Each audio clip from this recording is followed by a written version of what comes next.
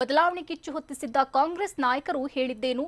ಇದೆಲ್ಲವನ್ನು ನೋಡೋಣ ಕಾಂಗ್ರೆಸ್ ಕಿಚ್ಚು ಕರ್ನಾಟಕ ಎಕ್ಸ್‌ಪ್ರೆಸ್‌ನಲ್ಲಿ. ರಾಜ್ಯ ರಾಜಕೀಯದಲ್ಲಿ ಬದಲಾವಣೆ ಬಡಿದಾಟ ತಾರಕಕ್ಕೇರಿದೆ. ಸಿಎಂ ಬದಲಾವಣೆ ಅಖಾಡದಲ್ಲಿ ಕಾಂಗ್ರೆಸ್ ಹೊಸ ಬಾಂಬ್ ಸಿಡಿಸಿದೆ. ಟ್ವೀಟ್ ಗೊಂದಲ ಕಾಂಗ್ರೆಸ್ ನಾಯಕರ ಕೆಂಗಣ್ಣಿಗೆ ಗುರಿಯಾಯಿತು ಅನ್ನೋದು ಸುಳಿದಾಡ್ತಿದೆ. ಸಿಎಂ ವಿಚಾರದಲ್ಲಿ ಸ್ಪಷ್ಟತೆ ಇಲ್ಲದೆ ಟ್ವೀಟ್ ಮಾಡಿದ್ದು ಸರಿಯಲ್ಲ ಅಂತ ಕಾಂಗ್ರೆಸ್ ಮನೆಯಲ್ಲಿ ಅಸಮಾಧಾನ ಎದ್ದಿದೆಯಂತೆ. ಇದರಿಂದ ಕಾಂಗ್ರೆಸ್ ಪಕ್ಷಕ್ಕೆ ಭಾರೀ ನಷ್ಟ ಮತ್ತು ತೊಂದರೆಯಾಗಲಿದೆ. ಪಕ್ಷದ ಹೇಳಿಕೆ ಹಾಗೂ ನಿಲುವುಗಳ ಗಂಭೀರತೆ ಕಳೆದುಕೊಳ್ಳಲಿದೆ ಅಂತ ಕಾಂಗ್ರೆಸ್ ಹಿರಿಯ ನಾಯಕರು ಅಸಮಾಧಾನ ಹೊರಹಾಕಿದ್ದಾರೆ ಅನ್ನೋ ಮಾತುಗಳು ಕೇಳಿಬಂದಿದೆ. ಕೇಸರಿ ಪಡೆಯನ್ನ ಕಾಲೆಳೆಯುವ ಭರದಲ್ಲಿ ಕಾಂಗ್ರೆಸ್ ಪೇಚಿಗೆ ಸಿಲುಕಿದ್ದಂತೆ ಕಾಣ್ತಿದೆ. ಕಾಂಗ್ರೆಸ್ ಕೋಟೆಯಲ್ಲೇ ಅಸಮಾಧಾನದ ಹೊಗೆ ಆಡಿದೆ ಅನ್ನೋ ಮಾತು ಕೇಳಿಬಂದಿದೆ. ಈ ರೀತಿಯಲ್ಲಿ ಟ್ವೀಟ್ ಮಾಡಿರೋದು ಪಕ್ಷದ ಬಗ್ಗೆ ಮತದಾರರು ನಂಬಿಕೆ ಕಳೆದುಕೊಳ್ಳುವ ಸಾಧ್ಯತೆ ಇದೆ. ನಾಯಕರ ಹೇಳಿಕೆ ಗಾಳಿ ಮಾತೆಂಬ ನೆಗೆಪಾಟಲಿಯಾಗುತ್ತೆ. ಪ್ರಮುಖವಾಗಿ ಸಿಎಂ ಬಗ್ಗೆಯೇ ಮಾತನಾಡಿದ್ರೆ ಕಷ್ಟ, ಲಿಂಗಾಯತ ಸಮುದಾಯದ ಬಗ್ಗೆ ಮಾತನಾಡಿದಂತೆ ಆಗುತ್ತೆ ಅಂತ ಕಾಂಗ್ರೆಸ್ ಹಿರಿಯ ನಾಯಕರು ಪ್ರಶ್ನೆಗಳ ಸುರಿಮಳೆಗೈದಿದ್ದಾರಂತೆ. ಈ ಮೂಲಕ ಕಾಂಗ್ರೆಸ್ನಲ್ಲಿ ಟ್ವೀಟ್ ಮಾಡಿರೋ ಬಗ್ಗೆ ಕ್ಲಾರಿಟಿ ಇಲ್ಲ ಅನ್ನೋ ಪ್ರಶ್ನೆ ಶುರುವಾಗಿದೆ. ಕಾಂಗ್ರೆಸ್ ಮಾಡಿರೋ ಟ್ವೀಟಾಸ್ತ್ರ ಸಾಕಷ್ಟು ಸದ್ದು ಮಾಡ್ತಾ ಇದೆ. ಒಂದು ಸಮುದಾಯಕ್ಕೆ ಕೆಟ್ಟ ಸಂದೇಶ ರವಾನೆ ಮಾಡಿದಂತಾಗುತ್ತೆ ಅಂತ ಕಾಂಗ್ರೆಸ್ ಹಿರಿಯ ನಾಯಕರೇ ಪ್ರಶ್ನಿಸಿದ್ದಾರೆ. ಇದನ್ನೇ ಮುಂದಿಟ್ಕೊಂಡು ಬಿಜೆಪಿ ಡ್ಯಾಮೇಜ್ ಮಾಡಬಹುದು, ಕೈಪರ ಇರುವ ಲಿಂಗಾಯತ ಮತ ಡ್ಯಾಮೇಜ್ ಮಾಡಬಹುದು, ಅಲ್ಲದೆ ಸುಳ್ಳುಗಾರ ಕಾಂಗ್ರೆಸ್ ಎಂಬ ಹಣೆಪಟ್ಟಿಯನ್ನ ಅಂಟಿಸಲಿದೆ. ಸಿಎಂ ಬದಲಾದ್ರೆ ಅದರ ಪ್ರಯೋಜನ ಪಡೆಯಬೇಕು, ಅದರ ಬದಲು ನಾವೇ ಏಕಾಏಕಿ ಟ್ವೀಟ್ ಮಾಡಿದ್ರೆ ಹೇಗೆ ಅಂತ ಕೈ ನಾಯಕರು ಕ್ಲಾಸ್ ತೆಗೆದುಕೊಂಡಿದ್ದಾರಂತೆ. ಬಿಜೆಪಿ ವಿರುದ್ಧ ಟ್ವೀಟ್ ಬಾಂಬ್ ಎಸೆದಿರುವ ರಾಜ್ಯ ಕಾಂಗ್ರೆಸ್ ಮತ್ತೊಂದು ಟ್ವೀಟ್ ಮಾಡಿ ಅಟ್ಯಾಕ್ ಮಾಡಿದೆ. ಸಂಪುಟ ಬಿಎಸ್ವೈ ಪದತ್ಯಾಗದ ಲಿಂಕ್ ಮಾಡಿ ಕಾಂಗ್ರೆಸ್ ಟ್ವೀಟಾಸ್ತ್ರವನ್ನ ಪ್ರಯೋಗಿಸಿದೆ. ಯಡಿಯೂರಪ್ಪರನ್ನ ಕಣ್ಣೀರು ಹಾಕಿ ಕೆಳಗಿಳಿಸಲಾಗಿತ್ತು. ಸರ್ಕಾರದ 2ನೇ ವಾರ್ಷಿಕೋತ್ಸವದ ವೇಳೆ ಕಳುಹಿಸಿದ್ರು. 1ನೇ ವಾರ್ಷಿಕೋತ್ಸವದ ಹೊತ್ತಲ್ಲಿ ಬೊಮ್ಮಾಯಿ ಸರದಿ. ಸಿಎಂ ಬೊಮ್ಮಾಯಿರನ್ನ ಕೆಳಗಿಳಿಸಲು ವೇದಿಕೆ ಸಜ್ಜಾಗ್ತಿದೆ. ಬೊಮ್ಮಾಯಿ 12 ಬಾರಿ ದೆಹಲಿ ಪ್ರವಾಸ ಕೈಗೊಂಡ್ರು. ಪಾಪೆಟ್ ಸಿಎಂಗೆ ಸಂಪುಟ ಸಂಕಟ ಬಗೆಹರಿಸಲಾಗಿಲ್ಲ. ಸಿಎಂ ಬದಲಾವಣೆಗೆ ಇದೇ ಸಾಕ್ಷಿ ಎಂದು ಕೈ ಟ್ವೀಟ್ ಮಾಡಿದೆ. ಕರ್ನಾಟಕದ ಸಿಎಂಗಳು ಹೈಕಮಾಂಡ್ ಕೈಗೊಂಬೆಗಳು ಅಂತ ಕಾಂಗ್ರೆಸ್ ಮತ್ತೆ ಟ್ವೀಟ್ ಮೂಲಕ ಅಟ್ಯಾಕ್ ಮಾಡಿದೆ. ಬಿಜೆಪಿ ಹೈಕಮಾಂಡ್ಗೆ ಕೈಗೊಂಬೆ ಸಿಎಂಗಳಿದ್ದಂತೆ ಆಡಿಸಿಯೂ ನೋಡ್ತಾರೆ, ಬೀಳಿಸಿಯೂ ನೋಡ್ತಾರೆ. ಬಿಎಸ್ವೈರಂಥ ನಾಯಕರನ್ನೇ ಹೇಳದೆ ಕೇಳದೆ ಮನೆಗೆ ಕಳಿಸಿರುವಾಗ ಬೊಂಬೆ ಬಸವರಾಜ ಬೊಮ್ಮಾಯಿ ಯಾವ ಲೆಕ್ಕ? ಸಂತೋಷ ಕೂಟಕ್ಕೆ ಸಂತೋಷಪಡಿಸುವ ಸಿಎಂ ಬೊಮ್ಮಾಯಿ ಅವರ ಯತ್ನ ವಿಫಲವಾಗಿದೆ. ಹಗರಣ ಮತ್ತು ವೈಫಲ್ಯಗಳ ಕೊಡ ತುಂಬಿದೆ ಅಂತ ಮತ್ತೊಂದು ಟ್ವೀಟ್ ಮಾಡಿ ಕಾಂಗ್ರೆಸ್ ಘಟಕ ಬಿಜೆಪಿಯ ಕಾಲೆಳೆದಿದೆ. ಕೇಸರಿ ಪಡೆಯನ್ನ ಕಾಲೆಳೆಯುವ ಭರದಲ್ಲಿ ಕಾಂಗ್ರೆಸ್ ಸುಖ ಸುಮ್ಮನೆ ಗಾಳಿಯಲ್ಲಿ ಗುಂಡು ಹೊಡಿತಾ ಅನ್ನೋ ಅನುಮಾನ ಸ್ಫೋಟಗೊಂಡಿದೆ. ಆಧಾರವಿಲ್ಲದೆ ಬದಲಾವಣೆ ಬಾಂಬ್ ಹಾಕಿದ್ದ ಕಾಂಗ್ರೆಸ್ ಅನ್ನೋ ಪ್ರಶ್ನೆಗಳು ಇದೀಗ ಉದ್ಭವಿಸಿದೆ. ಸೋಷಿಯಲ್ ಮೀಡಿಯಾ ವಿಭಾಗಕ್ಕೆ ಕೆಪಿಸಿಸಿ ಅಧ್ಯಕ್ಷ ಡಿಕೆಶಿ ಮಾಹಿತಿ ಕೇಳಿದ್ದಾರಂತೆ. ಟ್ವೀಟ್ ಮಾಡಿದ್ದು ಯಾರು? ಅನುಮತಿ ಯಾರು ನೀಡಿದ್ದು? ಜಾಲತಾಣ ವಿಭಾಗದವರಿಗೆ ಕೆಪಿಸಿಸಿ ಅಧ್ಯಕ್ಷರ ಕಚೇರಿ ಪ್ರಶ್ನಿಸಿದೆ. ಪಕ್ಷದ ಟ್ವೀಟ್ಗಳು ಅಧ್ಯಕ್ಷರ ಹೇಳಿಕೆಗೆ ಸಮವಿದ್ದಂತೆ ರಾಜಕೀಯ ವಿಚಾರಗಳ ಬಗ್ಗೆ ಪೋಸ್ಟ್ಗಳನ್ನು ಮಾಡುವ ಮುನ್ನ ಅಧ್ಯಕ್ಷರ ಗಮನಕ್ಕೆ ತರುವಂತೆ ಡಿಕೆಶಿ ಖಡಕ್ ಸೂಚನೆ ನೀಡಿದ್ದಾರೆ. ಯಡಿಯೂರಪ್ಪ ಚೇಂಜ್ ಆಗ್ತಾರೆ ಅಂತ ಇತ್ತು ಮಾಹಿತಿ, ಬಟ್ ಬಸವರಾಜ ಬೊಮ್ಮಾಯಿ ಚೇಂಜ್ ಆಗ್ತಾರೆ ಅಂತ ಮಾಹಿತಿ ನನಗಿಲ್ಲ. ಕಾಂಗ್ರೆಸ್ ಮಾಡಿರೋ ಟ್ವೀಟ್ ಬಗ್ಗೆ ಸಿದ್ದರಾಮಯ್ಯಗೆ ಗೊತ್ತೇ ಇಲ್ವಾ? ಸಿದ್ದರಾಮಯ್ಯ ಗಮನಕ್ಕೆ ಬಾರದೆ ಟ್ವೀಟ್ ಮಾಡಲಾಯ್ತಾ ಅನ್ನೋ ಪ್ರಶ್ನೆಗಳು ಸ್ಫೋಟಗೊಂಡಿದೆ. ಯಡಿಯೂರಪ್ಪ ಬದಲಾವಣೆ ಬಗ್ಗೆ ನನಗೆ ಗೊತ್ತಿತ್ತು, ಆದರೆ ಬೊಮ್ಮಾಯಿಯವರ ಬಗ್ಗೆ ನನಗೆ ಮಾಹಿತಿ ಇಲ್ಲ ಅಂತ ವಿಪಕ್ಷ ನಾಯಕ ಸಿದ್ದರಾಮಯ್ಯ ಹೇಳಿದ್ರು. ಟ್ವೀಟ್ ಮಾಡಿದವರನ್ನೇ ಕೇಳಿ, ಆದ್ರೆ ನಾನಂತೂ ಟ್ವೀಟ್ ಮಾಡಿಲ್ಲ ಅಂತ ಹುಬ್ಬಳ್ಳಿಯಲ್ಲಿ ವಿಪಕ್ಷ ನಾಯಕ ಸಿದ್ದರಾಮಯ್ಯ ಹೇಳಿದ್ರು. ಸಿದ್ದರಾಮಯ್ಯ ನೀಡಿರೋ ಹೇಳಿಕೆ ನೋಡಿದ್ರೆ ರಾಜ್ಯ ಕಾಂಗ್ರೆಸ್ ಘಟಕ ಟ್ವೀಟ್ ಮಾಡಿರೋದು ಕೈಮನೆ ಅವರಿಗೆ ಗೊತ್ತಿಲ್ವಾ ಅನ್ನೋ ಪ್ರಶ್ನೆ ಮೂಡಿದೆ. ಕಾಂಗ್ರೆಸ್ ಬದಲಾವಣೆ ಬಾಂಬ್ಗೆ ಕಿಡಿ ಹಚ್ಚಿದ್ಯಾರು ಅನ್ನೋದು ರಾಜಕೀಯ ಪಡಸಾಲೆಯಲ್ಲಿ ದೊಡ್ಡ ಚರ್ಚೆಗಳು ಆಗ್ತಿದೆ. ಕೇಸರಿ ಮನೆಯಿಂದಲೇ ಬದಲಾವಣೆ ಗಾಳಿ ಬೀಸಿತ್ತ? ಬಿಜೆಪಿ ವಲಯದಲ್ಲೇ ಚರ್ಚೆಗಳು ನಡೆದಿದ್ವಾ ಅನ್ನೋ ಅನುಮಾನ ಎದ್ದಿದೆ. ಸಿಎಂ ಬದಲಾವಣೆ ಸುದ್ದಿಗೆ ಮೂಲ ಬಿಜೆಪಿಯೇ, ಬಿಜೆಪಿಯವರು ಹೇಳಿದ್ದನ್ನೇ ನಾವು ಪಿಕ್ ಮಾಡಿದ್ದೇವೆ ಅಂತ ಬಿಜೆಪಿ ಮಾತಿನೆಟ್ಟಿಗೆ ಡಿಕೆ ಶಿವಕುಮಾರ್ ತಿರುಗೇಟು ನೀಡಿದ್ರು.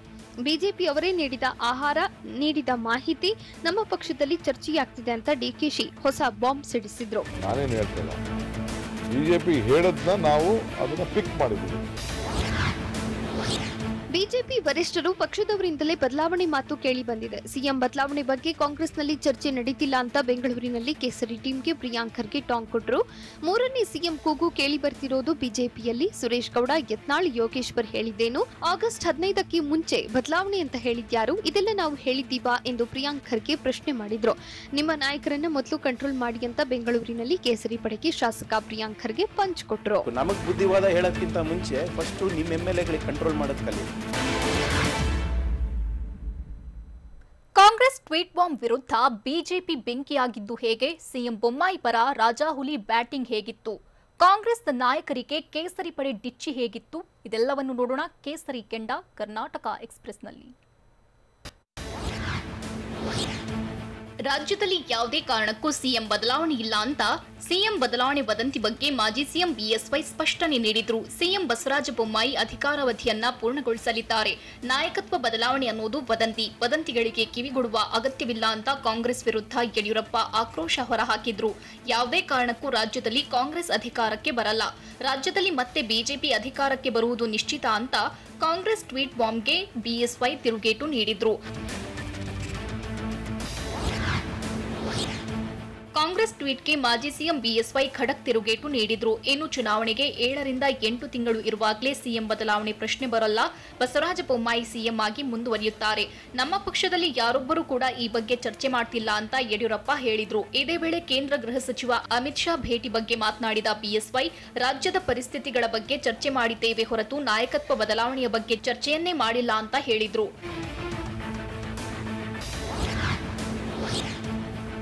ಬದಲಾವಣೆಯ ಬಾಂಬ್ ಹಾಕಿದ್ದ ಕಾಂಗ್ರೆಸ್ ಟ್ವೀಟ್ಗೆ ಕಂದಾಯ ಸಚಿವ ಆರ್ ಅಶೋಕ್ ಖಡಕ್ ತಿರುಗೇಟು ಕೊಟ್ಟಿದ್ದಾರೆ. ಸಿದ್ದರಾಮೋತ್ಸವದ ಬಳಿಕ ಕಾಂಗ್ರೆಸ್ನಲ್ಲೇ ಒಳಜಗಳ ಹೆಚ್ಚಿದೆ. ಸಿದ್ದರಾಮಯ್ಯ, ಡಿಕೆ ಶಿವಕುಮಾರ್ ಬಣಗಳ ನಡುವೆ ಬೇಗುದಿ ಭುಗಿಲೆದ್ದಿದೆ.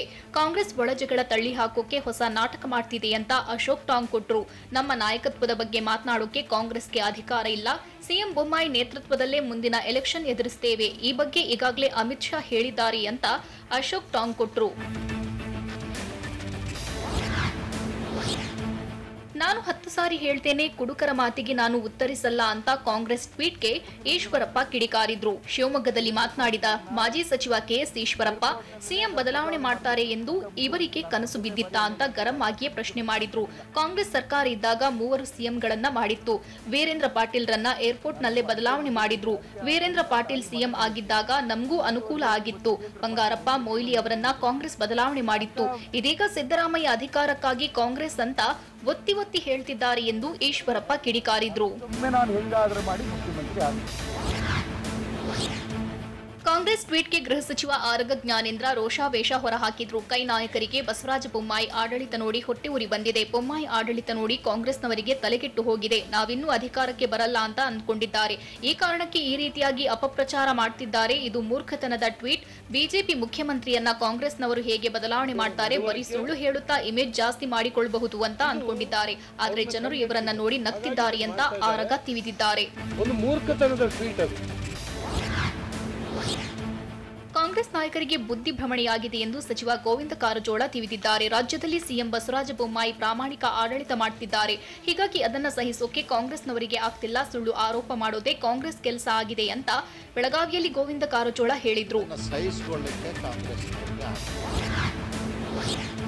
ಕಾಂಗ್ರೆಸ್ ಟ್ವೀಟ್ಗೆ ಸಚಿವ ಎಸ್ಟಿ ಸೋಮಶೇಖರ್ ಕೂಡ ಕೆಂಡ ಉಗುಳಿದ್ರು. ಮೈಸೂರಿನಲ್ಲಿ ಮಾತನಾಡಿದ ಸಚಿವ ಎಸ್ಟಿ ಸೋಮಶೇಖರ್, ಕಾಂಗ್ರೆಸ್ನಲ್ಲಿ ಸಿದ್ದರಾಮೋತ್ಸವದ ಬೆಂಕಿ ಜ್ವಾಲೆಯಾಗಿದೆ. ಇದೇ ಕಾರಣಕ್ಕೆ ಅದನ್ನ ಡೈವರ್ಟ್ ಮಾಡಲು ಕಾಂಗ್ರೆಸ್ ಹೀಗೆ ಅಪಪ್ರಚಾರ ಮಾಡ್ತಿದೆ ಅಂತ ಗರಂ ಆದ್ರು. ಕಾಂಗ್ರೆಸ್ ಪಕ್ಷದ ತಟ್ಟೆಯಲ್ಲಿ ಹೆಗ್ಗಣವೇ ಸತ್ತು ಬಿದ್ದಿದೆ. ಮೊದಲು ಅದನ್ನ ನೋಡಿಕೊಳ್ಳಿ, ಅದನ್ನ ಬಿಟ್ಟು ನಮ್ಮ ತಟ್ಟೆಯಲ್ಲಿನ ನೊಣ ತೋರಿಸಲು ಹೊರಟಿದ್ದಾರೆ. ಮುಂದಿನ ಚುನಾವಣೆ ಬೊಮ್ಮಾಯಿ ನೇತೃತ್ವದಲ್ಲೇ ಮಾಡ್ತೇವೆ ಅಂತ ಕಾಂಗ್ರೆಸ್ ನಾಯಕರಿಗೆ ಸಚಿವ ಸೋಮಶೇಖರ್ ತಿರುಗೇಟು ನೀಡಿದ್ರು. ಬದಲಾವಣೆ ಇಲ್ಲ. ಕಾಂಗ್ರೆಸ್ನವರು ನಿರುದ್ಯೋಗಿಗಳು ಅಂತ ಸಚಿವ ಮುನಿರತ್ನ ಕೈ ನಾಯಕರಿಗೆ ಕೌಂಟರ್ ಕೊಟ್ಟರು. ಕಾಂಗ್ರೆಸ್ ಟ್ವೀಟ್ಗೆ ಕುಟುಕಿದ ಸಚಿವ ಮುನಿರತ್ನ, ಕಾಂಗ್ರೆಸ್ನವರು ಉದ್ಯೋಗವಿಲ್ಲದೆ ಟ್ವೀಟ್ ಮಾಡುವುದನ್ನು ಕಲಿತಿದ್ದಾರೆ. ನಮ್ಮ ಪಕ್ಷದಲ್ಲಿ ಬದಲಾವಣೆ ಚರ್ಚೆಯೇ ನಡೆದಿಲ್ಲ. ಮುಂದಿನ ಬಾರಿಯೂ ಬಿಜೆಪಿ ಅಧಿಕಾರಕ್ಕೆ ಬರುತ್ತೆ. ಬೊಮ್ಮಾಯಿ ನೇತೃತ್ವದಲ್ಲೇ ಚುನಾವಣೆ ಎದುರಿಸುತ್ತೇವೆ. ಇದೇ ಕಾರಣಕ್ಕೆ ಕಾಂಗ್ರೆಸ್ನವರು ಗೊಂದಲ ಹುಟ್ಟು ಹಾಕಿದ್ದಾರೆ ಅಂತ ಮುನಿರತ್ನ ಗುಡುಗಿದ್ರು. ಸದ್ಯಕ್ಕೆ ರಾಜ್ಯದಲ್ಲಿ ಮುಖ್ಯಮಂತ್ರಿ ಕುರ್ಚಿ ಖಾಲಿ ಇಲ್ಲ ಅಂತ ಭೈರತಿ ಬಸವರಾಜ್ ಹೇಳಿದ್ರು. ಬೆಂಗಳೂರಿನಲ್ಲಿ ಮಾತನಾಡಿದ ಭೈರತಿ ಬಸವರಾಜ್, ಬೊಮ್ಮಾಯಿ ಸಮರ್ಥವಾಗಿ ಅಭಿವೃದ್ಧಿ ಮಾಡ್ತಿದ್ದಾರೆ, ಸುಳ್ಳು ಆಪಾದನೆ ಮಾಡೋದೇ ಕಾಂಗ್ರೆಸ್ನವರ ಕೆಲಸ. ಸದ್ಯಕ್ಕೆ ಕಾಂಗ್ರೆಸ್ ನಾಯಕರಿಗೆ ತಲೆಕೆಟ್ಟು ಹೋಗಿದೆ ಅಂತ ಭೈರತಿ ಬಸವರಾಜ್ ವಾಗ್ದಾಳಿ ಮಾಡಿದ್ರು.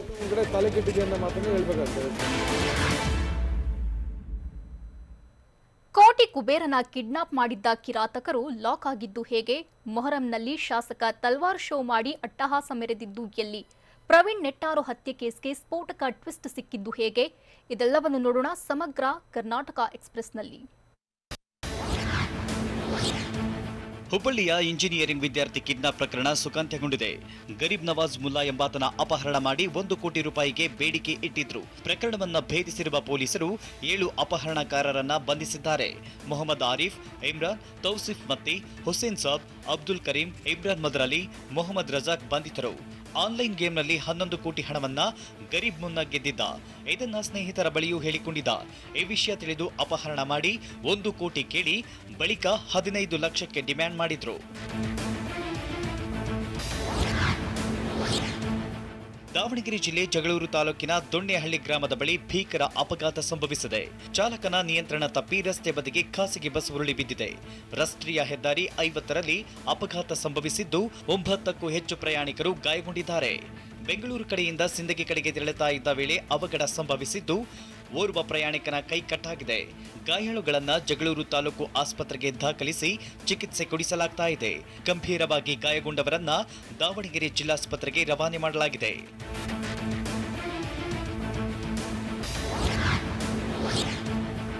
ಬೆಂಗಳೂರಿನ ವಿಜಯನಗರ ಪೊಲೀಸರು ಆರೋಪಿಯನ್ನ ಬಂಧಿಸಿದ್ದಾರೆ. ಕೆಎಎಸ್ ಪಾಸ್ ಮಾಡಿಸುವುದಾಗಿ ಹೇಳಿ ಹಣ ಪಡೆದಿದ್ದ ಸಿದ್ದರಾಜು ಕಟ್ಟಿಮನಿಯನ್ನ ಬಂಧಿಸಲಾಗಿದೆ. ವಂಚನೆಗೊಳಗಾದ ಸವಿತಾ ಶಾಂತಪ್ಪ ದೂರಿನ ಮೇಲೆ ಅರೆಸ್ಟ್ ಮಾಡಲಾಗಿದೆ. ಕೆಎಎಸ್ ಪರೀಕ್ಷೆಗೆ ಸಿದ್ಧತೆ ನಡೆಸ್ತಾ ಇದ್ದ ಸವಿತಾಗೆ ಆರೋಪಿ ಸಿದ್ದರಾಜು ಪರಿಚಯವಾಗಿದ್ದ. ಮೊದಲ ಹಂತದಲ್ಲಿ 15 ಲಕ್ಷ ಹಣ ನೀಡಿದ್ದ ಸವಿತಾ ಬಳಿಕ ಹಂತ ಹಂತವಾಗಿ 59 ಲಕ್ಷ ರೂಪಾಯಿ ನೀಡಿದ್ರು. ನಂತರ ಹಣ ನೀಡಲ್ಲ ಅಂತ ಬೆದರಿಕೆ ಕೂಡ ಹಾಕಿದ್ದ. ದೂರಿನ ಮೇರೆಗೆ ಆರೋಪಿಯನ್ನ ಲಾಕ್ ಮಾಡಲಾಗಿದೆ. ಮೊಹರಂ ಆಚರಣೆ ವೇಳೆ ಶಾಸಕ ಗೌರಿಶಂಕರ್ ತಲ್ವಾರ್ ಶೋ ಮಾಡಿದ ಘಟನೆ ತುಮಕೂರಿನ ಹೆಬ್ಬೂರಿನಲ್ಲಿ ನಡೆದಿದೆ. ಹೆಬ್ಬೂರಿನಲ್ಲಿ ನಡೆದ ಮೊಹರಂ ಆಚರಣೆ ವೇಳೆ ತುಮಕೂರು ಗ್ರಾಮಾಂತರ ಶಾಸಕ ಡಿಸಿ ಗೌರಿಶಂಕರ್ ತಲ್ವಾರ್ ಹಿಡಿದು ಮೊಹರಂ ಸಾಂಪ್ರದಾಯಿಕ ಸ್ಟೆಪ್ ಹಾಕಿರೋ ವಿಡಿಯೋ ವೈರಲ್ ಆಗಿದೆ. ಶಾಸಕರ ಸ್ಟೆಪ್ಗೆ ಕೇಕೆ ಹಾಕಿ ಕಾರ್ಯಕರ್ತರು ಹಾಗೂ ಮುಸ್ಲಿಂ ಬಾಂಧವರು ಪ್ರೋತ್ಸಾಹಿಸಿದ್ದಾರೆ. ಉಡುಪಿಯ ಮರವಂತೆಯಲ್ಲಿ ದೇವಸ್ಥಾನದಲ್ಲಿ ಕಳ್ಳತನಕ್ಕೆ ಯತ್ನಿಸಲಾಗಿದೆ. ಶ್ರೀ ಮಹಾರಾಜ ಸ್ವಾಮಿ, ಶ್ರೀ ವರಹಸ್ವಾಮಿ ದೇವಸ್ಥಾನದಲ್ಲಿ ಯಾರೂ ಇಲ್ಲದ ವೇಳೆ ಬಾಗಿಲು ಬಡಿದು ಯುವಕ ಒಳನುಗ್ಗಿದ. ವರಹ ವಿಷ್ಣು ನರಸಿಂಹ ದೇವರ ಮೂರ್ತಿಯನ್ನ ಮುಟ್ಟಿ ಅಪವಿತ್ರಗೊಳಿಸಿದ್ದಾನೆ. ಬಳಿಕ ಏನು ಸಿಗದೆ ಬರಿಗೈಯಲ್ಲಿ ವಾಪಸ್ಸಾಗಿದ್ದಾನೆ. ಕಳ್ಳನ ಮುಖ ಸಿಸಿ ಕ್ಯಾಮೆರಾದಲ್ಲಿ ಸೆರೆಯಾಗಿದೆ. ಈ ಸಂಬಂಧ ಕುಂದಾಪುರ ತಾಲೂಕಿನ ಗಂಗೊಳ್ಳಿ ಠಾಣೆಯಲ್ಲಿ ಪ್ರಕರಣ ದಾಖಲಾಗಿದ್ದು ತನಿಖೆ ಮುಂದುವರೆದಿದೆ. ಬಿಜೆಪಿ ಮುಖಂಡ ಪ್ರವೀಣ್ ನೆಟ್ಟಾರು ಕೊಲೆಯ ಕೆಲವು ಆರೋಪಿಗಳಿಗೆ ಪಿಎಫ್ಐ ಲಿಂಕ್ ಇದೆ. ಈ ಬಗ್ಗೆ ನಾವು ತನಿಖೆ ಮಾಡ್ತಿದ್ದೇವೆ ಅಂತ ಎಡಿಜಿಪಿ ಅಲೋಕ್ ಕುಮಾರ್ ಹೇಳಿದ್ದಾರೆ. ಪೊಲೀಸರ ದಾಳಿ ವೇಳೆ ಆರೋಪಿಗಳು ಪರಾರಿಯಾಗ್ತಾ ಇದ್ದಾರೆ. ಈ ಬಗ್ಗೆ ದಾಖಲೆ ಜೊತೆಗೆ ಮಾತನಾಡ್ತೇನೆ, ಸುಮ್ಮನೆ ಏನನ್ನ ಹೇಳಲ್ಲ. ತನಿಖೆ ಬಳಿಕ ಯಾರಿಗೆಲ್ಲ ಲಿಂಕ್ ಇದೆ ಅನ್ನೋದನ್ನ ಹೇಳ್ತೇವೆ. ಈಗಾಗಲೇ ಪ್ರಕರಣ ತನಿಖೆ ಹಂತದಲ್ಲಿದೆ ಅಂತ ಹೇಳಿದ್ರು. ಉತ್ತರ ಕನ್ನಡದ ಅಂಕೋಲದಲ್ಲಿ ಕುಡಿದ ಅಮಲಿನಲ್ಲಿ ವ್ಯಕ್ತಿಯೊಬ್ಬ ಕಿರಿಕ್ ಮಾಡಿದ್ದಾನೆ. ಸಾರಿಗೆ ಸಂಸ್ಥೆ ಬಸ್ ಚಾಲಕನ ಮೇಲೆ ಹಲ್ಲೆ ಮಾಡಿ ಕೆಲಕಾಲ ಹೈಡ್ರಾಮಾ ಸೃಷ್ಟಿಸಿದ್ದ. ಸಾರಿಗೆ ಬಸ್ ಟೋಲ್ಗೇಟ್ ಬಳಿ ನಿಲ್ಲಿಸಿ ಬಸ್ ಕೀ ಕಿತ್ತುಕೊಂಡು ಚಾಲಕನನ್ನ ಎಳೆದಾಡಿದ ಘಟನೆ ನಡೆಯಿತು. ಏಕಾಏಕಿ ಸಾರಿಗೆ ಬಸ್ ಅಡ್ಡಗಟ್ಟಿ ಕುಡುಕ ರಂಪಾಟ ಮಾಡಿದ. ಬಳಿಕ ಗಲಾಟೆಯನ್ನ ನಿಲ್ಲಿಸಿ ಟೋಲ್ಗೇಟ್ ಸಿಬ್ಬಂದಿ ಪರಿಸ್ಥಿತಿಯನ್ನ ತಿಳಿಗೊಳಿಸಿದ್ರು. ಬ್ರಿಟಿಷರ ಗುಲಾಮಗಿರಿ ಬಿಡಿಸಿದ್ದು ಕಾಂಗ್ರೆಸ್ ನಿರಂತರವಾಗಿ ಸ್ವಾತಂತ್ರ್ಯಕ್ಕಾಗಿ ಹೋರಾಟ ಮಾಡಿದೆ ಅಂತ ಬಾಗಲಕೋಟೆಯ ಬಾದಾಮಿಯಲ್ಲಿ ಸಿದ್ದರಾಮಯ್ಯ ಹೇಳಿದ್ದಾರೆ. ಕಾಂಗ್ರೆಸ್ ತ್ಯಾಗ ಬಲಿದಾನ ಮಾಡಿ ಸ್ವಾತಂತ್ರ್ಯ ತಂದುಕೊಟ್ಟಿದೆ. ಬಿಜೆಪಿಯವರು ದೆಹಲಿ ಮತ್ತು ರಾಜ್ಯದಲ್ಲಿ ಆಡಳಿತ ಮಾಡ್ತಾ ಇದ್ದಾರೆ. ಇವರ್ಯಾರು ಕೂಡ ಸ್ವಾತಂತ್ರ್ಯಕ್ಕಾಗಿ ಹೋರಾಟ ಮಾಡಿದವರಲ್ಲ ಅಂತ ಸಿದ್ದರಾಮಯ್ಯ ಗುಡುಗಿದ್ರು. ಪ್ರವಾದಿ ಬಗ್ಗೆ ಹೇಳಿಕೆ ನೀಡಿ ವಿವಾದ ಸೃಷ್ಟಿಸಿದ್ದ ಬಿಜೆಪಿ ಉಚ್ಚಾಟಿತ ನಾಯಕಿ ನೂಪುರ್ ಶರ್ಮಾಗೆ ಬಿಗ್ ರಿಲೀಫ್ ಸಿಕ್ಕಿದೆ. ವಿವಿಧ ರಾಜ್ಯಗಳಲ್ಲಿ ದಾಖಲಾಗಿದ್ದ ಎಫ್ಐಆರ್ಗಳನ್ನ ಒಂದೆಡೆ ವಿಚಾರಣೆ ನಡೆಸಲಾಗುವುದು. ಎಲ್ಲಾ ಕೇಸ್ಗಳು ದೆಹಲಿ ಹೈಕೋರ್ಟ್ಗೆ ವರ್ಗಾವಣೆ ಮಾಡುವಂತೆ ಸುಪ್ರೀಂ ಕೋರ್ಟ್ ಸೂಚಿಸಿದೆ. ನೂಪುರ್ ಶರ್ಮಾಗೆ ಜೀವ ಬೆದರಿಕೆ ಹಿನ್ನೆಲೆಯಲ್ಲಿ ಕೋರ್ಟ್ ಈ ಆದೇಶ ನೀಡಿದ್ದು, ಪ್ರಕರಣದ ತನಿಖೆಯನ್ನ ದೆಹಲಿ ಪೊಲೀಸರು ನಡೆಸಲಿದ್ದಾರೆ. ಉಡುಪಿಯಲ್ಲಿ ಕೊಚ್ಚಿ ಹೋಗಿದ್ದ ಬಾಲಕಿ ಮೃತದೇಹ ಪತ್ತೆಯಾಗಿದ್ದು ಎಲ್ಲಿ? ಅಧಿಕಾರಿಗಳ ನಿರ್ಲಕ್ಷ್ಯಕ್ಕೆ ಇಬ್ಬರು ಮಹಿಳೆಯರು ಬಲಿಯಾದ್ರ? ದೇವರಿಗೂ ಜಲಾಸುರ ದಿಗ್ಬಂಧನ ವಿಧಿಸಿದ್ದು ಎಲ್ಲಿ? ಇದೆಲ್ಲವನ್ನು ನೋಡೋಣ ಮಳೆ ಮಹಾಘಾತ ಕರ್ನಾಟಕ ಎಕ್ಸ್‌ಪ್ರೆಸ್‌ನಲ್ಲಿ. ಹಾವೇರಿ ಜಿಲ್ಲೆಯಲ್ಲಿ ಮಳೆಯಿಂದ ಅಪಾರ ಕೃಷಿ ಬೆಳೆ ನಾಶವಾಗಿದೆ. ಮೆಕ್ಕೆಜೋಳ, ಹತ್ತಿ, ಸೋಯಾಬೀನ್, ಶೇಂಗಾ ಜಲಾವೃತವಾಗಿದ್ದು ರೈತರು ಶೇಕಾಗಿದ್ದಾರೆ. ನದಿ ಪಾತ್ರಗಳ 100 ಎಕರೆ ಜಮೀನುಗಳು ನೀರು ಪಾಲಾಗಿದೆ. ಹಾವೇರಿ ತಾಲೂಕಿನ ಕರ್ಜಗಿ, ರಾಮಾಪುರ ಗ್ರಾಮದಲ್ಲಿ ರೈತರು ಕಂಗಾಲಾಗಿದ್ದಾರೆ. ರಟ್ಟಿಹಳ್ಳಿ ತಾಲೂಕಿನ ಕಡುಪಲಿ, ಕೋಲಿ, ಬಡಸಂಗಾಪುರ, ರಾಣಿಬೆನ್ನೂರು ತಾಲೂಕಿನ ಲಿಂಗದಹಳ್ಳಿ, ಮಾಕನೂರಲ್ಲೂ ಅಪಾರ ಬೆಳೆ ನಾಶವಾಗಿದೆ. ಹಾನಗಲ್ ತಾಲೂಕಿನ ಕೂಡಲ, ಸವಣೂರಿನ ಕುಣಿಮೆಹಳ್ಳಿ, ಹಲಸೂರು ಸೇರಿದಂತೆ ಹಲವೆಡೆ ಜಮೀನಿಗೆ ನೀರು ನುಗ್ಗಿ ಜನ ಕಂಗೆಟ್ಟು ಕೂತಿದ್ದಾರೆ. ಚಿಕ್ಕಮಗಳೂರು ಜಿಲ್ಲೆ ಕೇತಲಗೂರು ಗ್ರಾಮದಲ್ಲಿ ಮರ ಬಿದ್ದು ಇಬ್ಬರು ಮಹಿಳೆಯರ ದುರ್ಮರಣ ಪ್ರಕರಣಕ್ಕೆ ಈಗ ಸ್ಫೋಟಕ ಟ್ವಿಸ್ಟ್ ಸಿಕ್ಕಿದೆ. ಅಧಿಕಾರಿಗಳ ನಿರ್ಲಕ್ಷ್ಯಕ್ಕೆ ಇಬ್ಬರು ಮಹಿಳೆಯರು ಬಲಿಯಾದ್ರ ಅನ್ನೋ ಪ್ರಶ್ನೆ ಮೂಡಿದೆ. ಕೇತಲಗೂರಿನಲ್ಲಿ ಮನೆ ಮುಂದಿನ ಮರ ತೆರವುಗೊಳಿಸುವಂತೆ 2 ತಿಂಗಳ ಹಿಂದೆ ಅರಣ್ಯ ಇಲಾಖೆ ತಹಶೀಲ್ದಾರ್ಗೆ ಚಂದ್ರಮ್ಮ ಸರಿತಾ ಮನವಿ ಮಾಡಿದ್ರು. ಆದರೆ ಮರ ತೆರವುಗೊಳಿಸದೆ ಇದ್ದಕ್ಕೆ ಅನಾಹುತ ಸಂಭವಿಸಿದೆ. ಅಧಿಕಾರಿಗಳು ಜನಪ್ರತಿನಿಧಿಗಳಿಗೆ ಮಹಿಳೆಯರು ಮನವಿ ಮಾಡಿದ ವಿಡಿಯೋ ಲಭ್ಯ ಆಗಿದೆ. ಅಧಿಕಾರಿಗಳ ನಿರ್ಲಕ್ಷ್ಯದಿಂದಲೇ ಮಹಿಳೆಯರು ಮೃತಪಟ್ಟಿದ್ದಾಗಿ ಜನರು ಹಿಡಿಶಾಪ ಹಾಕಿದ್ದಾರೆ. ಬಾಗಲಕೋಟೆಯಲ್ಲಿ ಮಹಾಮಳೆ ಅಬ್ಬರಿಸ್ತಾ ಇದೆ. ಬಾಗಲಕೋಟೆಯಲ್ಲಿ ಘಟಪ್ರಭಾ ನದಿ ನೀರಿನ ಪ್ರಮಾಣ ಏರಿಕೆಯಾಗಿದೆ. ಮಾಚಕನೂರಿನ ಹೊಳೆ ಬಸವೇಶ್ವರ ದೇವಸ್ಥಾನಕ್ಕೆ ಜಲ ದಿಗ್ಬಂಧನ ಆಗಿದೆ. ತುಂಬಿ ಹರಿತಾ ಇರೋ ನೀರಲ್ಲೇ ಭಕ್ತರು ಬಸವೇಶ್ವರನ ದರ್ಶನ ಪಡೆದಿದ್ದಾರೆ. ನೀರು ಹೆಚ್ಚಾದರೆ ಸಮೀಪದ ಸೇತುವೆ ಕೂಡ ಜಲಾವೃತ ಆಗುವ ಆತಂಕ ಹೆಚ್ಚಾಗಿದೆ. ಅಪಾಯವನ್ನ ಲೆಕ್ಕಿಸದೆ ಭಕ್ತರು ಮಾಚಕನೂರಿನ ಹೊಳೆ ಬಸವೇಶ್ವರ ದೇವಸ್ಥಾನಕ್ಕೆ ತೆರಳೋ ದುಸ್ಸಾಹಸಕ್ಕೆ ಇಳಿದಿದ್ದಾರೆ. ಹಾಸನ ಜಿಲ್ಲೆಯಲ್ಲಿ ವರುಣ ಆರ್ಭಟಿಸುತ್ತಿದ್ದಾನೆ. ಬಿರುಗಾಳಿ ಸಹಿತ ಮಳೆ ಸುರಿಯುತ್ತಿರುವುದರಿಂದ ಅರಕಲಗೋಡು ತಾಲೂಕಿನ ಕಾರ್ಗಲು ಗ್ರಾಮದಲ್ಲಿ ಮನೆ ಕುಸಿದು ಬಿದ್ದಿದೆ. ರಾತ್ರಿ ಸುರಿದ ಮಳೆಯಿಂದಾಗಿ ಕೃಷ್ಣೇಗೌಡರ ಮನೆ ಕುಸಿದಿದ್ದು ಗೃಹೋಪಯೋಗಿ ವಸ್ತುಗಳು, ಆಹಾರ ಸಾಮಗ್ರಿಗಳು ಹಾಳಾಗಿವೆ. ಮನೆ ಕುಸಿದು ಬಿದ್ದಿದ್ರಿಂದ ಕುಟುಂಬ ಬೀದಿ ಪಾಲಾಗಿದೆ. ಮನೆ ಬಿದ್ದ ಬಗ್ಗೆ ಮಾಹಿತಿ ನೀಡಿದ್ರೂ ಅಧಿಕಾರಿಗಳು ಸ್ಪಂದಿಸುತ್ತಿಲ್ಲ ಅಂತ ಸಂತ್ರಸ್ತರು ಅಳಲು ತೋಡಿಕೊಂಡ್ರು. ಉತ್ತರ ಕನ್ನಡ ಜಿಲ್ಲೆ ಕಾರವಾರ ತಾಲೂಕಿನ ಕದ್ರಾ ಡ್ಯಾಂ ಆರ್ಭಟಿಸ್ತಾ ಇದೆ. ಮಳೆ ಹೀಗೆ ಮುಂದುವರಿದರೆ ಡ್ಯಾಂ ಭರ್ತಿಯಾಗಲಿದೆ. ಕಾಳಿ ನದಿ ದಡದಲ್ಲಿರುವ ಜನರಿಗೆ ಸುರಕ್ಷಿತ ಸ್ಥಳದಲ್ಲಿರುವಂತೆ ಜಿಲ್ಲಾಡಳಿತ ಸೂಚನೆ ನೀಡಿದೆ. ಜಲಾಶಯ ಗರಿಷ್ಠ ಮಟ್ಟ ತಲುಪ್ತಾ ಇದ್ದಂತೆ ನೀರು ರಿಲೀಸ್ ಮಾಡಲಿದ್ದಾರೆ. ಮಲ್ಲಾಪುರ, ಭೈರಾ, ಕೇರವಾಡಿ, ಗೋಟೆಗಾಳಿ, ಸಿದ್ದರ, ಕಿನ್ನರ ಗ್ರಾಮದ ಜನರಿಗೆ ಮುಂಜಾಗ್ರತೆ ವಹಿಸಲು ತಿಳಿಸಲಾಗಿದೆ. ಜಾನುವಾರುಗಳನ್ನು ಸುರಕ್ಷಿತ ಸ್ಥಳದಲ್ಲಿರುವಂತೆ ಸೂಚನೆ ನೀಡಲಾಗಿದೆ. ಕೊಡಗು ಜಿಲ್ಲೆಯ ಮಡಿಕೇರಿ ರಾಷ್ಟ್ರೀಯ ಹೆದ್ದಾರಿ ಭೂಕುಸಿತದ ಆತಂಕ ಶುರುವಾಗಿದೆ. ಯಾಕಂದ್ರೆ ಮಡಿಕೇರಿ ಹಾಗೂ ಮಾಣಿ ರಾಷ್ಟ್ರೀಯ ಹೆದ್ದಾರಿಯ ಮದೆನಾಡು ಸಮೀಪ ಹೆದ್ದಾರಿ ಬದಿ ಬೃಹತ್ ಬೆಟ್ಟ ಬಿರುಕು ಬಿಟ್ಟಿದೆ. ಹೀಗಾಗಿ ಯಾವುದೇ ಕ್ಷಣದಲ್ಲಾದರೂ ಬೆಟ್ಟ ಹೆದ್ದಾರಿಗೆ ಅಪ್ಪಳಿಸುವ ಸಾಧ್ಯತೆ ಇದ್ದು ಜೀವ ಭಯದಲ್ಲಿ ವಾಹನ ಸವಾರರು ಸಂಚರಿಸುತ್ತಿದ್ದಾರೆ. ಏಕಮುಖ ಸಂಚಾರಕ್ಕೆ ಪೊಲೀಸರು ಅವಕಾಶ ಕೊಟ್ಟಿದ್ದಾರೆ. ಇನ್ನು 2018ರಲ್ಲಿ ಇದೇ ಸ್ಥಳದಲ್ಲಿ ಭಾರೀ ಭೂಕುಸಿತವಾಗಿತ್ತು. ಉತ್ತರ ಕನ್ನಡ ಜಿಲ್ಲೆ ಶಿರಸಿ ತಾಲೂಕಿನ ಹೊಸಕೊಪ್ಪದಲ್ಲಿ ಭಾರೀ ಮಳೆಗೆ ಮನೆ ಗೋಡೆ ಕುಸಿದಿದೆ. ಮನೆಯಲ್ಲಿದ್ದ 4 ಅದೃಷ್ಟವಶಾತ್ ಪ್ರಾಣಾಪಾಯದಿಂದ ಪಾರಾಗಿದ್ದಾರೆ.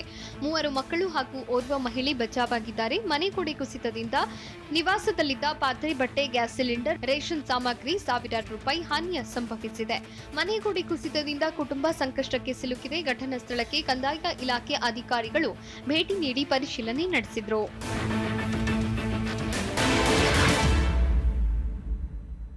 ಮತ್ತಷ್ಟು ಅಪ್ಡೇಟ್ಸ್ ನೋಡೋಣ ಮಳೆ ಅವಾಂತರ ಕರ್ನಾಟಕ ಎಕ್ಸ್‌ಪ್ರೆಸ್‌ನಲ್ಲಿ. ರಾಜ್ಯದಲ್ಲಿ ಅಬ್ಬರಿಸಿ ಬೊಬ್ಬರಿಯುತ್ತಿರುವ ಮಳೆ ಜನರ ಬದುಕನ್ನು ಬರ್ಬಾದ್ ಮಾಡುತ್ತಿದೆ. ಚಿಕ್ಕಮಗಳೂರಿನಲ್ಲಿ ಮಳೆ ಅವಾಂತರಕ್ಕೆ ಅಲ್ಲೋಲ ಕಲ್ಲೋಲವೇ ಸೃಷ್ಟಿಯಾಗಿದೆ. ಬಿರುಗಾಳಿ ಸಹಿತ ಮಳೆಗೆ ಮನೆ ಮೇಲ್ಚಾವಣಿ ಕುಸಿದು ಬಿದ್ದಿದೆ. ಮೂಡಿಗೆರೆ ತಾಲೂಕಿನ ಭಿನ್ನಡಿ ಗ್ರಾಮದಲ್ಲಿ ಘಟನೆ ನಡೆದಿದೆ. ಸಂದೇಶ್ ಎಂಬುವರಿಗೆ ಸೇರಿದ ಮನೆ ಕುಸಿತಿದ್ದು ಎಲ್ಲ ಕಂಗಲಾಗಿದ್ದಾರೆ. ಹಾರ್ಮಕ್ಕಿ ಗ್ರಾಮದಲ್ಲೂ ಮನೆ ಗೋಡೆಗಳು ಕುಸಿದಿವೆ. ಮಳೆಗೆ ಭೈರೇಗೌಡ ಎಂಬುವರಿಗೆ ಸೇರಿದ ಮನೆಗೆ ಹಾನಿಯಾಗಿದ್ದು ಜನರು ಶೇಕ್ ಆಗಿದ್ದಾರೆ. ಶಿವಮೊಗ್ಗ ಜಿಲ್ಲೆಯಲ್ಲಿ ವರ್ಷಧಾರೆಗೆ ಜನರು ಕಂಗೆಟ್ಟು ಕೂತಿದ್ದಾರೆ. ಯಲವಾಟ ಗ್ರಾಮದ ಸೇತುವೆ ಮೇಲೆ ಅಪಾರ ಪ್ರಮಾಣದ ನೀರು ಹರಿಯುತ್ತಿದೆ. ಸೊರಬ ತಾಲೂಕಿನ ಯಲವಾಟ ಗ್ರಾಮದಲ್ಲಿರುವ ಸೇತುವೆ ಇದಾಗಿದ್ದು ಅನೇಕ ಗ್ರಾಮಗಳ ಸಂಪರ್ಕ ಕಡಿತವಾಗಿದೆ. ಅಪಾರ ಪ್ರಮಾಣದ ಭತ್ತದ ನಾಟಿ ನೀರಿನಲ್ಲಿ ಕೊಚ್ಚಿ ಹೋಗಿದೆ. ಎಡಗೊಪ್ಪದಲ್ಲಿ ಭತ್ತದ ಗದ್ದೆ ಜಲಾವೃತವಾಗಿ ಅನ್ನದಾತರು ಕಂಗಾಲಾಗಿದ್ದಾರೆ. ನದಿಗಳು ಬೋರ್ಗರೆಯುತ್ತಿದ್ದು ಮಲೆನಾಡಿನ ಜನರಿಗೆ ಮಹಾಘಾತವೇ ಆಗಿದೆ.